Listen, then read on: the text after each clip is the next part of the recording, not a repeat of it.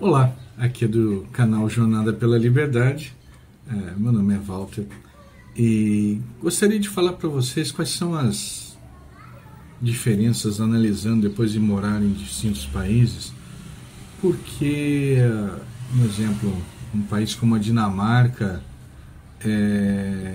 evolui tanto e vai tão bem, né, e tem um padrão de vida tão bom para todos, e o Brasil não, né, um exemplo.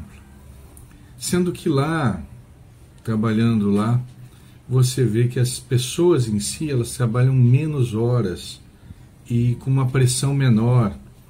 Dificilmente há horas extras ou o trabalho para, por exemplo, sexta-feira ao meio-dia, né? A quantidade de feriados é igual ou maior que aqui. E o período de férias são 30 dias corridos, ou seja, se você acrescentar os sábados e domingos que não contam, as férias são em torno de 45 dias. Então as pessoas em si, elas trabalham mais e mais tempo aqui, trabalham 10, 12 horas, né? Então por que, mesmo trabalhando menos, elas ganham o dobro ou mais do que o dobro de uma pessoa similar, no mesmo cargo, na mesma posição, seja numa indústria, seja onde for, lá?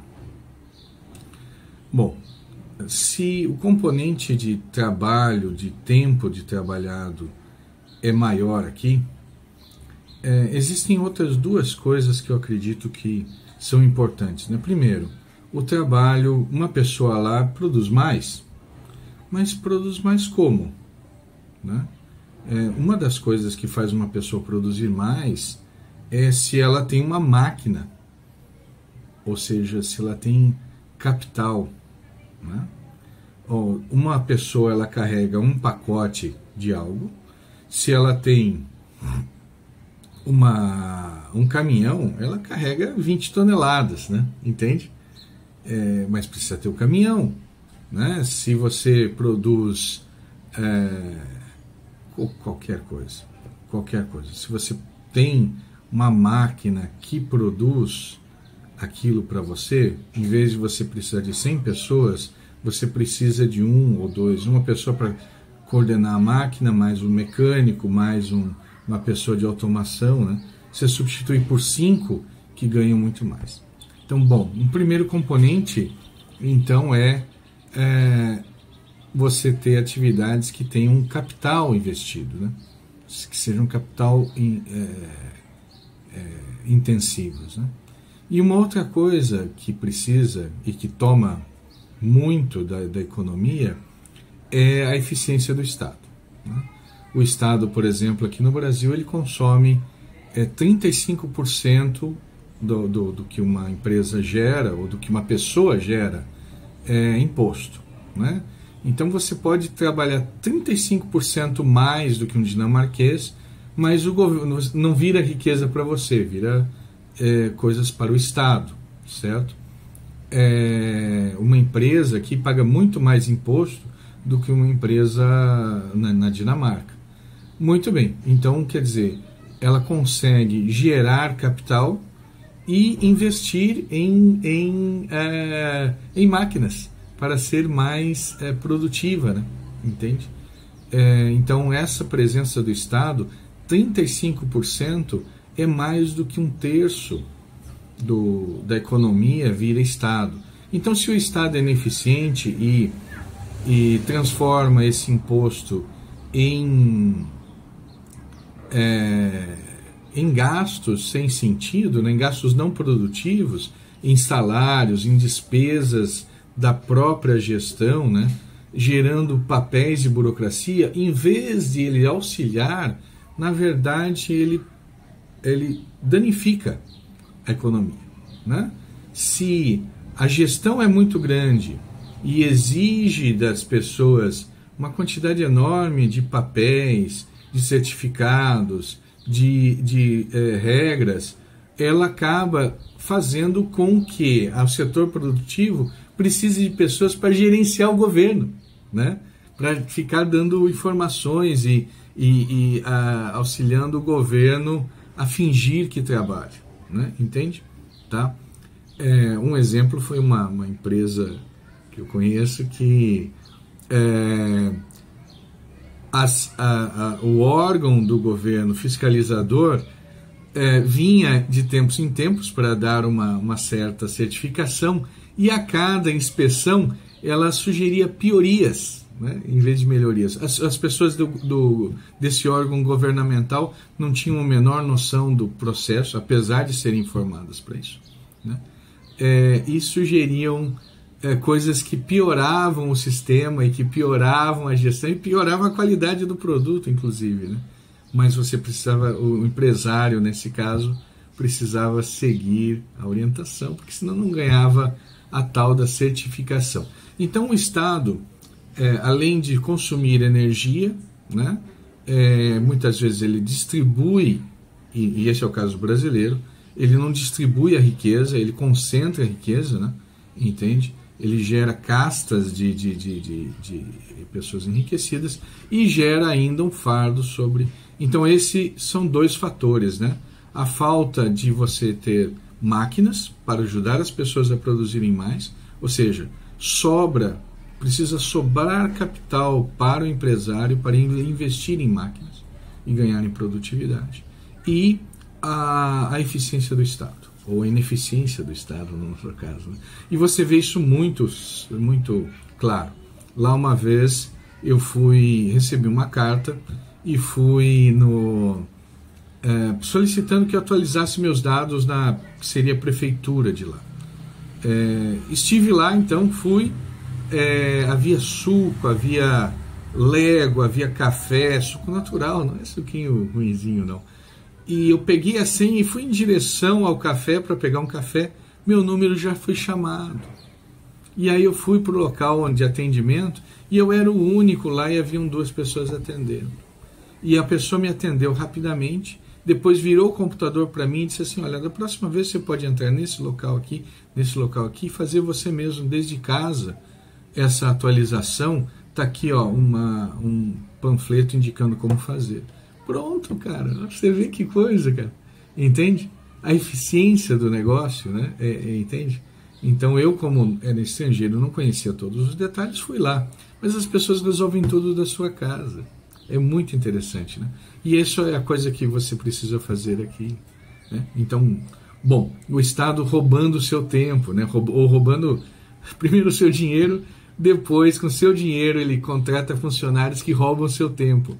Então, não vai para frente mesmo, né? Quando você tem 35% da economia de uma maneira ineficiente, o restante você não consegue pôr capital intensivo para que essas pessoas consigam produzir bastante, é um problema. Existe um terceiro item, né, que faz com que as pessoas sejam mais produtivas, seria a educação, né? Você faz um treinamento, você faz um curso, você se forma no 2º grau, você é mais produtivo do que alguém que é analfabeto.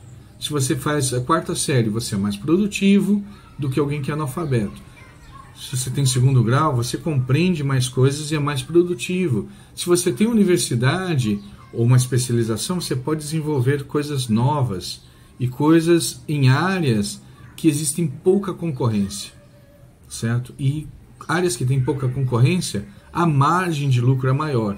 Então, quanto mais estudado, é melhor. Muito bem. E aqui no Brasil é engraçado, porque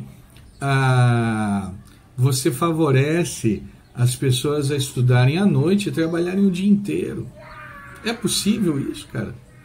Entende? Então você, na verdade, só entrega um diploma para elas no final, mas elas não aprenderam nada. Ou existem outras universidades onde a pessoa não aprende universidade, universo de conhecimento. Elas saem focadas em alguns assuntos e aprendem tanto de determinado assunto que elas viram aficionadas por esse assunto. Elas viram pessoas que só sabem falar desse tópico, desse assunto, desse tema, né? Entende? Isso acontece bastante em universidades brasileiras no setor de humanas. As pessoas não aprendem, elas elas não aprendem a pensar, elas aprendem a serem, elas são fanatizadas por uma determinada ideia. Pronto, então você fechou aqui o circuito. A pessoa tem que trabalhar mais, né, no Brasil, muito mais horas, porque os outros fatores, eles não sugam ela, né? Quer dizer, o Estado, no momento que ela tira 35% da renda do trabalhador, né, e usa isso ainda contra ele, né, fazendo com que, em vez de ele trabalhar, ele tenha que ir numa determinada autarquia e resolver vários papéis e várias taxas sobre ele, né, entendeu? Aí você tem uma dificuldade de gerar capital, né, e usar esse capital para acelerar os processos, né, fazer com que as pessoas sejam mais produtivas. Isso aqui é fantástico. Mais capital faz com que essa pessoa trabalhe menos, trabalhe em ambientes melhores, né, faz com que a pessoa, em vez de ela carregar sacos, né, ela simplesmente aperte em botões e coordene uma máquina que vai carregar os sacos, né, ou que ela seja o mecânico dessa máquina, tá, que realmente trabalha algumas horas por semana, né, quando essa máquina quebra, ou trabalha preventivamente nessa máquina, sejam trabalhos muito menos cansativos e repetitivos, né, e que geram menos esforço físico, né, entende? Então é importante isso também, para a qualidade do trabalhador, né? E depois você tem o fator estudo, que não gera pessoas criativas, inteligentes e multiculturais, né? Ela gera pessoas atreladas a um ensino monocromático, vamos dizer assim, né? E no geral ainda falando de teorias do século de 1850, né? Entendeu? Do século XIX é o que se aprende hoje nas faculdades.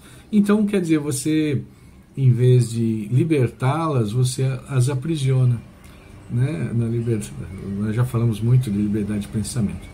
Então, esses fatores aí condenam o trabalhador a trabalhar mais, adoecer mais, sofrer mais, comer menos, ser menos nutrido, ter menos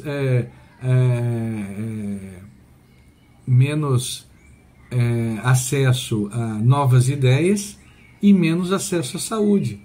Pronto, criou-se o cenário excelente para um populismo. O governo dizendo, eu vou te ajudar, vou te dar um dinheirinho, vou te dar alguma coisa. E a pessoa cai nessa, né, porque está aprisionada num pensamento fechado, né? E fecha o ciclo, né? Muito bem. Qual a saída então? Puxa, se as pessoas não entendem isso que eu comentei com você, e você compreende, e vê que não há saída, a saída é Guarulhos. Um grande abraço, né? Liberdade para você.